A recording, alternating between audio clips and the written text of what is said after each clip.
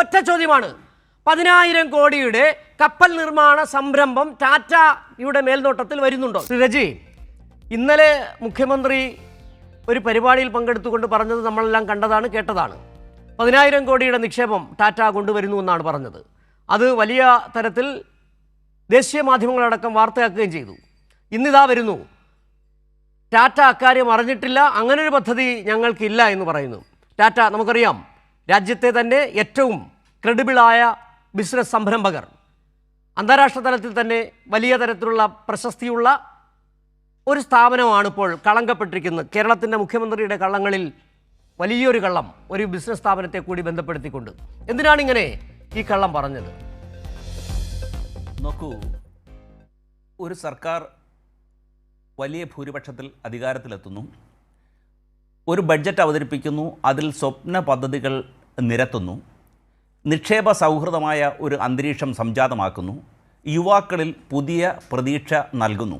അതായത് തകർന്നടിഞ്ഞ ഒരു കേരളത്തിൽ നിന്ന് ഉയർപ്പിൻ്റെ, പ്രതീക്ഷയുടെ, ഒരു സ്വപ്നങ്ങൾ സാക്ഷാത്കരിക്കാൻ കഴിയുന്ന ഒരു നല്ല നാളെ ഒരുക്കി കൊടുക്കുവാൻ തയ്യാറായിട്ടുള്ള ഒരു സർക്കാർ മുന്നോട്ട് വരുന്നു.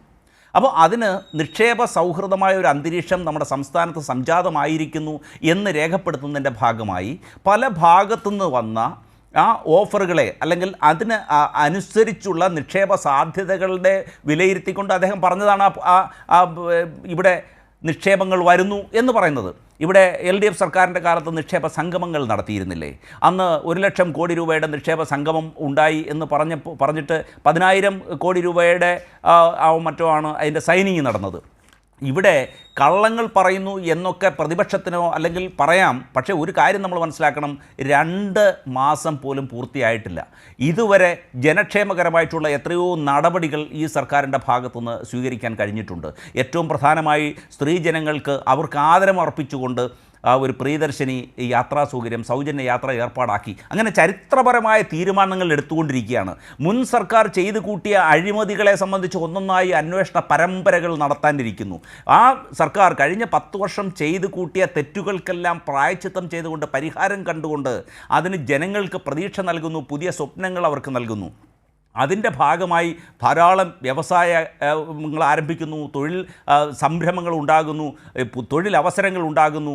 വിദേശത്തേക്ക് തൊഴിലില്ലാതെ ചെറുപ്പക്കാർ പോകുന്ന 2 ലക്ഷം ചെറുപ്പക്കാരാണ് വിദേശത്തേക്ക് പോകുന്നത് പഠിക്കുന്നതിനൊക്കെ ആയിട്ട്. ഇവിടെ അതിനുള്ള എല്ലാ സൗകര്യങ്ങളും കഴിയുന്നത്ര സൗകര്യങ്ങൾ ഒരുക്കാൻ തയ്യാറാകുന്നു. അതിൻ്റെ ഭാഗമായി ഏറ്റവും നല്ല ഒരു ബഡ്ജറ്റ് അവതരിപ്പിച്ചുകൊണ്ട് ഒരു സ്വപ്ന പദ്ധതി കേരളത്തിൻ്റെ മുമ്പാകെ വച്ചിരിക്കുകയാണ്.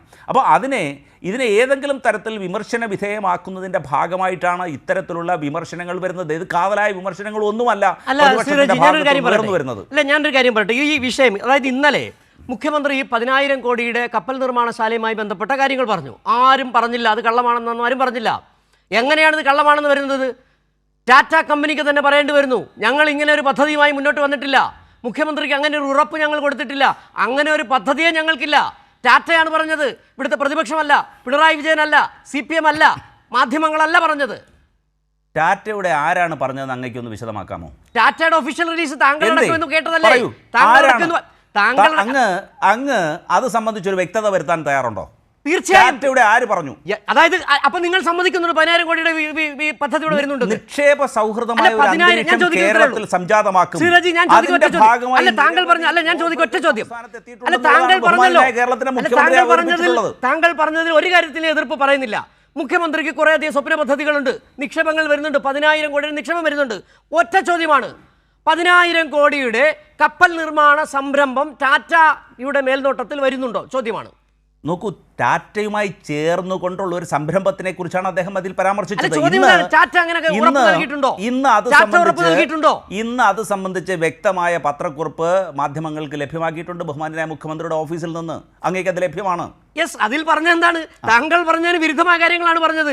അതെന്റെ സ്വപ്നമാണ് പറഞ്ഞത്, ടാറ്റയെ കുറിച്ച് പറഞ്ഞത് പറഞ്ഞ് ഒഴിയുകയാണ് ചെയ്തത്. ഇതൊക്കെ കാണുന്നുണ്ട് മിസ്റ്റർ റജി. ഏതായാലും